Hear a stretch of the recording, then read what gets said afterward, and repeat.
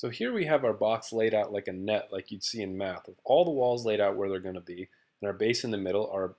Our lid is off to the side. So now we've got our pin tool, and our first job is to score and slip everything to put it together. So we're going to begin by scoring the base. Notice I'm going to follow a standard X pattern, and then I'm going to go down the other direction. And I'm doing this to the top side of the slab because this is the base, because all four of my walls are going to sit on top of this. And what side of the slab is going to make contact with the other slabs is very important. So I started there, and now I'm going to go the other direction, just making my standard X pattern across the piece. And just to save you guys some time, I'm going to go ahead and take a break on the video, and I'm going to come back, and we should have everything scored so I can show you how to attach it. Several minutes later. So now we're back again, and I've scored all the sides. As you can see, this piece is going to be in the end. So I went ahead and scored the bottom and the two front sides so they can be attached. So as you see, the bottom there and the two front sides, because it's going to attach to the base and there's going to be two walls in between. Now the two side walls are attached on the bases and both ends because they're going to go between the two walls like that. So it's important to pay attention. I actually screwed up when I first did this. I had to redo one of them. So it's really important to pay attention which piece goes where. And now that we're talking about this, I thought it might be important now. You're obviously not going to finish this box in one day. So a lot of people ask me, how do I store this? So the answer is you can stack your slabs. Just make sure you offset them a little bit. So I'll go ahead and stack these up for you. And I'm going to put the biggest one down first and see how the corners aren't lining up perfectly. So in case they do stick just a little bit, it's not going to be that big of a problem. And you can stack them up like that. So I just wanted to show you a quick example of, if you get to the stage and you're like, oh man, I got to put it away, it's time to clean up, what do I do? It's totally fine to stack your slabs. All right, so now we have to apply some slip. So I got my slip pot over here. I went ahead and made some slip during that break.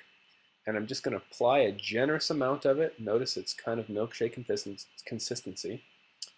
I like it to be a little on the thicker side because I know I'm really getting the connection I need, but sometimes I have the bad habit of making it too thick to the point where it doesn't want to spread, and it just ends up kind of sealing shut the pieces I'm trying to attach it to. So with this, make sure you slip it onto each side that you're going to attach it. So I'm going to go ahead and put it on there, make sure it lines up with the end edge there. And supporting it with my hands, I'm going to carefully push it down. Now I'm going to push hard enough down that it makes connection, but not so hard that I'm going to squish my wall.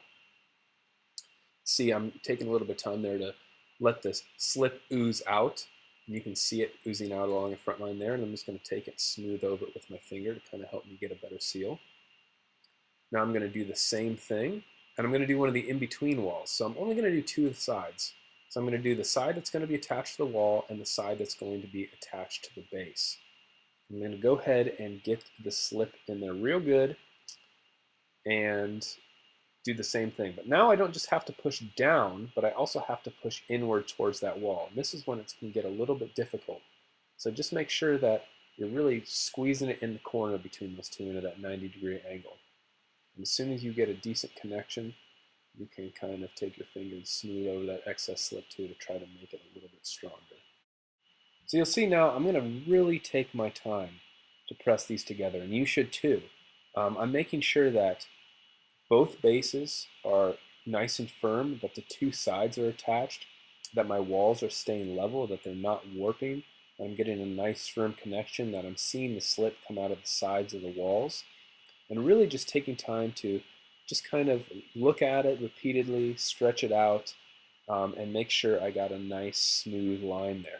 So now what we have to do is reinforce it with coils. And now's a great time to do it because it'll be a little easier because two of our walls are up and we have this nice open space. So I'm going to go ahead and do it now to make it easier. You will have to do the other two walls once it's closed, but every time you have an opportunity to do something, have better access, it ups your rate of success. So notice I'm rolling a coil here, and I'm going to make it nice and thin. And the point of this coil is going to be to fill in the seams between the base and the wall and between the two walls. Really just fill in that gap, because you're going to have a gap even if the slip comes out. You're not going to be able to smooth it in completely. And even if you do, it's not to say that it's not strong, but putting in a coil like this is going to make it stronger. So these coils really don't have to be that thick. Matter of fact, they're actually pretty thin. I actually made them a little bit thick, I think, here. But the key is to take the coil, and you're going to lay it into the crevice in which you want it to fill in. So I'm going to go ahead and take it and just gently push in with my finger, kind of take it to the corner there, and then rip off the excess. We don't really, I guess you could bend it around the corner. I guess I did there. But you really want to make sure that you get it down in there. So if I take my finger and just kind of try to push it in and smooth it in there, what I'm doing is making a thicker area where the wall and the base meet in order to make them stronger. Makes the connection stronger, makes the walls stronger, makes them less likely to separate and crack. Because remember, when your piece is fired, it shrinks.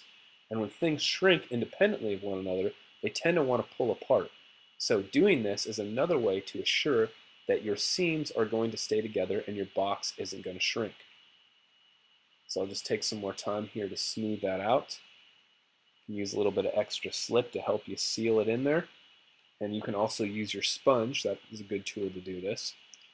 And now don't forget, we have another place to fill in. A lot of people forget that you have the vertical spot as well. So I'm going to take the coil, I'm going to place it in the crevice there between the two walls. And I'm really going to focus on getting a nice solid connection. You get a nice close-up view.